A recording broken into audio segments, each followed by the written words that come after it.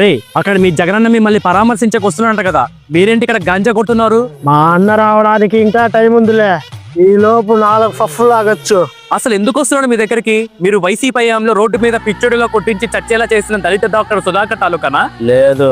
మీ MLC Anantha Babu చంపి door delivery చేసిన దళిత driver Subrahmanyam తాలూకానా? కాదు. మీ వైసీపీ ఎమ్మెల్సీ త్రిమూర్తులు 2 దళితులకి శిరోమండనం చేయించాడే, వాళ్ళ తాలూకానా? మేము గంజా కొట్టి ఒక పోలీసును సావగొట్టాం, దానికి పోలీసులు మమ్మల్ని రోడ్డు మీద చితక్కొట్టారు. అందుకే జగనన్న మమ్మల్ని పరామర్శించేకొస్తున్నాడు. ఎటెట్టా? మీరు గాంజా మతులు పోలీసులు కొట్టచ్చు. మీకు బుద్ధి రావాలని పోలీసులు మిమ్మల్ని కొట్టకూడదు. కూడదు. ప్రజల్ని కాపాడే కాకి చొక్క మీద చెయ్యేసినందుకు మీకు మద్దతు తెలపడానికి వస్తున్నాడు మీ అన్న. అట్టుంటాది మా జగనన్న 2.0 అంటే.